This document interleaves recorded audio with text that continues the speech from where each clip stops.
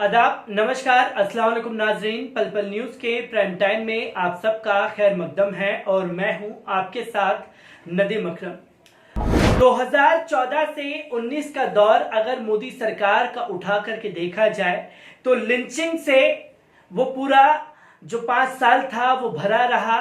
कभी दाढ़ी टोपी को लेकर के तो कभी जुम्मे की नमाज को लेकर के विवाद बनाया गया और उस दौर में 3 तलाक और तमाम मुद्दों पर मीडिया ने एक खास समुदाय के खिलाफ जम करके जहर उगला और 2014 से जो सफर शुरू हुआ वहां 2019 में आकर के मोदी सरकार ने और खुद देश के प्रधानमंत्री ने साफ तौर पर कहा कि हमें इस बार जो है वो सबका साथ, सबका विकास और सबका विश्वास जीतना है।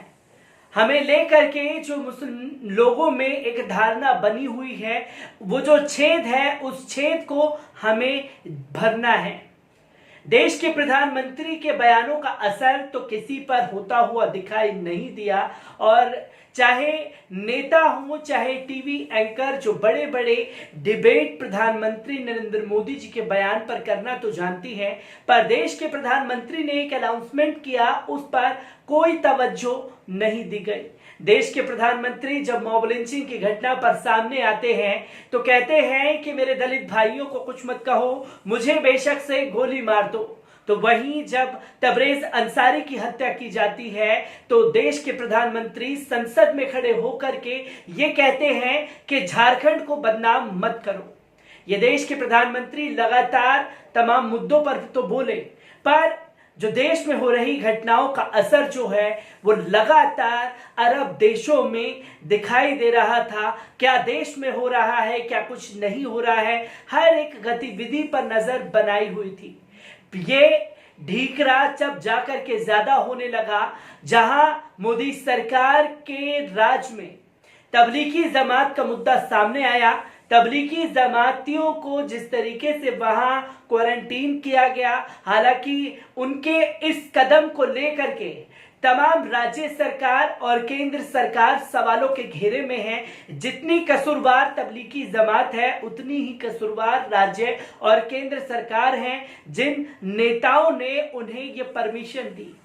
इन मुद्दों पर बात करना तो दूर, देश के राजनेताओं ने और खुद भारतीय जनता पार्टी के नेता और तमाम बुद्धिजीवी एंकर जो सिर्फ और सिर्फ नफरत जहर घोलना समाज में जानते हैं, उन्होंने एक उग्र रवैया अपनाया और वो उग्र रवैया इतना घातक हो गया कि संजय सब्जी बेच सकता है पर सलीम के सब्जी बेचने पर पाबंदी है।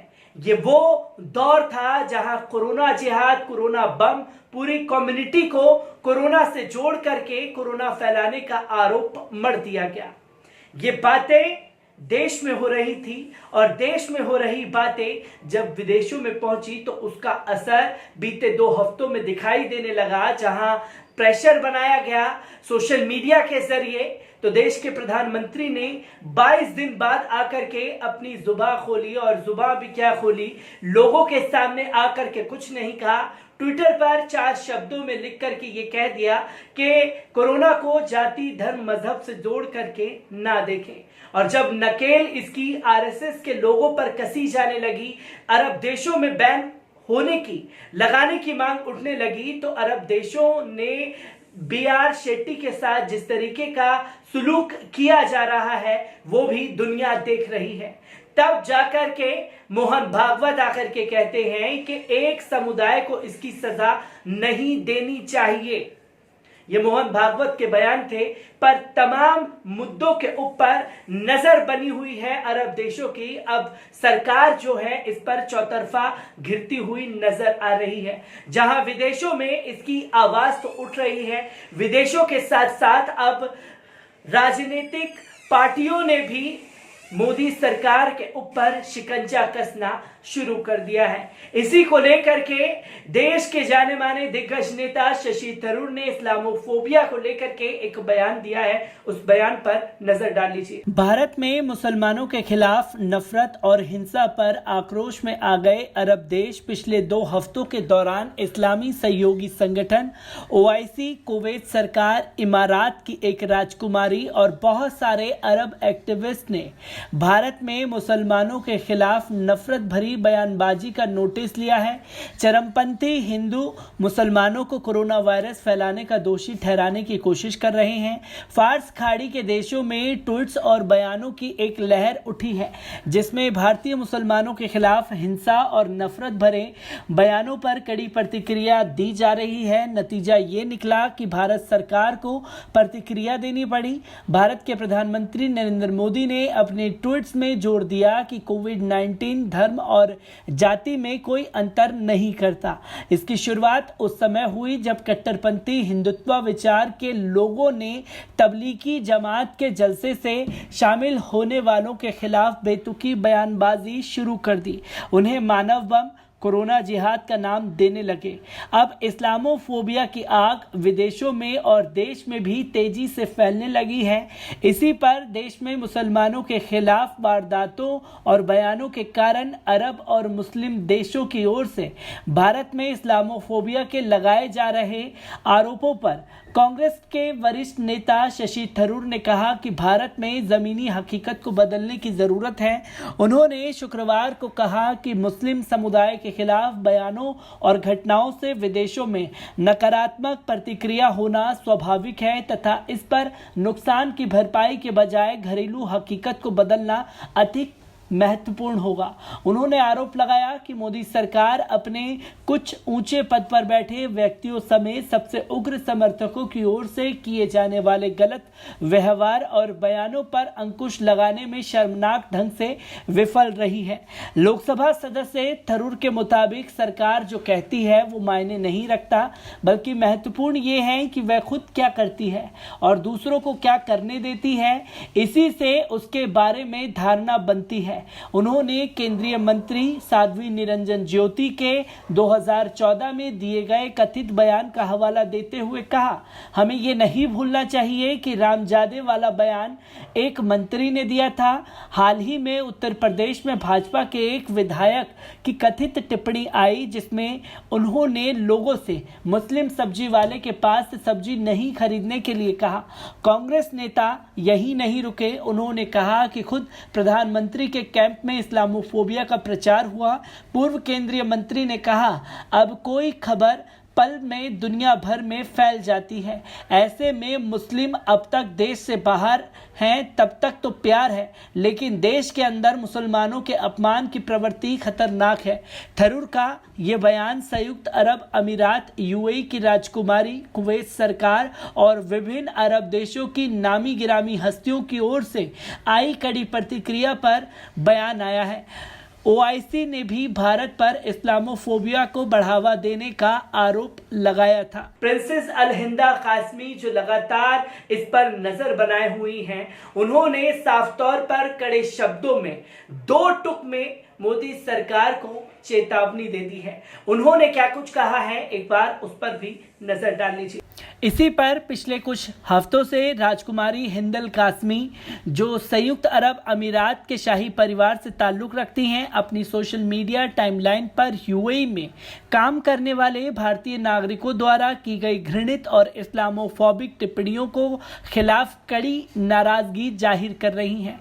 इस मामले में भारतीय राजदूत पवन कपूर ने भी भारतीय नागरिकों से कहा कि भेदभाव हमारे नैतिकता के खिलाफ है और कानून का शासन है और अमीरात में भारतीयों को ये याद रखना चाहिए। प्रिंसेस हिंद से विशेष रूप से बात की और टिप्पणियों पर नाराज और क्रोध जताया। उन्होंने कहा कि अमीरात भारत का संबंध सदियों पुराना है, लेकिन ये नया है। हमने भारतीयों से कभी घृणा का अनुभव नहीं किया है। उन्होंने कहा, मैंने पहले कभी किसी भारतीय को अरब या मुसलमानों के बारे में कहते नहीं सुना था, लेकिन अब मैंने सिर्फ एक व्यक्ति को रिपोर्ट किया है, लेकिन आप देख सकते हैं कि मेरी टाइमलाइन अरबों मुसलमानों का अपमान करने वाले लोगों से भरी है। इसमें ज़्यादातर भारतीय हैं।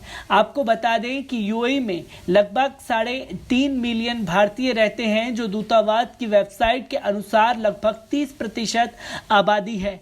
ये भारतीयों को वहां का सबसे बड़ा जातीय समुदाय बनाता है।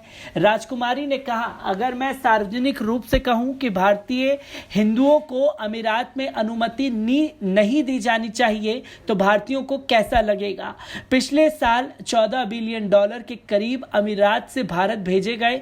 कल्पना कीजिए कि अगर इसे रोक दिया जाए। भारतीय इस देश में बहुत मेहनत करते हैं और मुझे नहीं लगता कि वे ऐसे लोगों के लायक हैं जो उन्हें इस तरह गलत बताते हैं। उन्होंने कहा वह एक राजनीतिक व्यक्ति नहीं है और इसलिए उसने अपनी चिंताओं के बारे में भारत सरकार से संपर्क नहीं किया है, लेकिन उन्होंने खुलासा किया कि वह यूएई के पूर्व भारतीय राजदूत नवदीप सूरी के संपर्क में थी। उन्होंने चिंता व्यक्त की और उन्हें बताया कि उनका संदेश स्पष्ट तौर से निकल गया है। उन्होंने कहा कि उनके देश में अभद्र भाषा गैरकानूनी है। वह नफरत को रोकने के लिए अपनी आवाज उठाना जारी रखेंगी क्योंकि वह सिर्फ भारत की दोस्त है। विदेश मंत्री की तरफ से बयान दिया गया, क्या कुछ कहा है उसके ऊपर नजर डाल लीजिए। इसी पर आपको बता दें कि इस्लामोफोबिया के प्रचार के हिंदू उत्साह ने मध्य पूर्व में भारत और देशों के विशेष संबंधों पर एक बुरी छाया डाली है। चूंकि मुस्लिम विरोधी प्रचार को मंथन करने के लिए यूएई अच्छी तरह से तैयार की गई घृणा परियोजनाओं ने खाड़ी क्षेत्र में काम करने वाले भारतीयों को प्रभावित किया है। सत्तारूढ़ भगवा पार्टी क्षति नियंत्रण अभ्यास में लगी हुई है और इसलिए शुक्रवार को कई मीडिया रिपोर्ट्स के अनुसार विदेश मंत्री एस जयशंकर ने मध्य पूर्व में कई समकक्षों को डायल किया। जयशंकर की बातचीत में पीएम मोदी द्वारा जेसीसी देशों के नेताओं के साथ टेलीफोन पर चर्चा के बाद हुई है। ये केवल 8 महीने पहले पीएम मोदी को यूएई का सर्वोच्च नागरिक सम्मान ऑर्डर ऑफ जायद राजाओं, राष्ट्रपतियों और नेताओं को प्रस्तुत किया गया था। रणनीतिक साझेदारी पीएम मोदी ने पिछले 6 वर्षों में कई मध्य पूर्व देशों के साथ बनाया है। इसे नई ऊंचाइयों पर ले जाने के लिए ध्यान केंद्रित किया जा रहा है। पिछले एक पखवाड़े में मुसलमानों के खिलाफ जहर उगलने वाले भारतीय नागरिकों द्वारा सोशल मीडिया पोस्टों में सावधानीपूर्वक तेजी से बढ़ावा हुआ है, जो लगातार नफरत फैला रहे हैं। तो दोस्तों, आपने देखा कि किस तरीके से बयानबाजी जारी है। इसी बीच हमने शारिक अदिल यूसुफ से लाइन पर बात की, किस तरीके का असर पड़ सकता है शशि थरूर के इस बयान का। जब शशि थरूर यहाँ से बाहर गए थे तो उन्होंने वहां पे मेहदी हसन के साथ बैठ के एक इंटरव्यू किया था, जो कि जम्मू एंड कश्मीर के टॉपिक पे था, जिसमें उन्होंने इंडिया के इस डिसीजन को पूरी तरीके से डिफेंड किया था और काफी अच्छे से उन्होंने इंडिया का पॉइंट रखा था। लेकिन शशि थरूर जब इस तरह की बातें बोलते हैं तो ये क्वेश्चन खड़ा करता है कि क्योंकि सबको समझने की जरूरत यह है कि शशि थरूर भी काफी एजुकेटेड आदमी है और लोग जानते हैं इस चीज को, रिस्पेक्ट करते हैं उनकी इसी वजह से कि वो काफी एजुकेटेड भी हैं, तो उनको एक समझ है और वो सारी चीजों को ध्यान रखते हुए उन्होंने बोला है कि हिंदुस्तान में जो चीज हो रही है वो प्रेडिक्टेबल था, वो पहले से एक्सपेक्टेड था कि इस तरह की चीजें जब बाहर जाएंगी तो बाहर से यही रिटेलिएशन आएगा और इंडियन गवर्नमेंट को इसको डिफेंड करने के बजाय, इसको बचाने के बजाय अपने गिरबान में झांकने की जरूरत है और चीजों को बदलने की जरूरत है। तो शशि थरूर का मेन पॉइंट यही था कि हिंदुस्तान के अंदर चेंजेस लाने की जरूरत है, इस तरह के एक्शंस को रोकने की जरूरत है और उन्होंने काफी क्रिटिसाइज किया है गवर्नमेंट के कई तरह के कदमों को और गवर्नमेंट के कई स्टेप्स को जो गवर्नमेंट ने लिया है, खास कि उन नेताओं के ऊपर, उन बीजेपी नेताओं के ऊपर जिनके लगातार विवादित बयान आते रहे। अरब देशों के सवालों से, बाहर से आ रहे सवालों से भी मोदी सरकार घिर चुकी है और जो विपक्ष ने भी इस्लामोफोबिया के नाम पर मोदी सरकार को घेरना शुरू कर दिया है। तो किस तरीके का असर पड़ सकता है आने वाली देश की राजनीति में। देखिए, इस्लामोफोबिया के अगेंस्ट में तो विपक्ष बहुत काफी लंबे अरसे से घेर रहा है बीजेपी को और अगर आप गौर करें तो मेरे ख्याल से जब 3 तलाक का मुद्दा आया था तभी से इसकी शुरुआत हो गई थी, जब असदुद्दीन ओवैसी और शशि थरूर और भी कई लोग थे जिन्होंने सामने से, जैसे कपिल सिब्बल साहब भी थे, तो उन सब ने ये बात उठाया था कि हिंदुस्तान में इस्लामोफोबिया का बढ़ता केसेस नजर आ रहा है, चाहे वो मॉब लिंचिंग्स की वजह से भी उन्होंने क्यों ना बोला हो। लेकिन अगर गौर करें नदीम, तो बाहर के देशों का जो असर है वो अभी तक प्रैक्टिकल हिंदुस्तान की नीतियों में नहीं नजर आया है।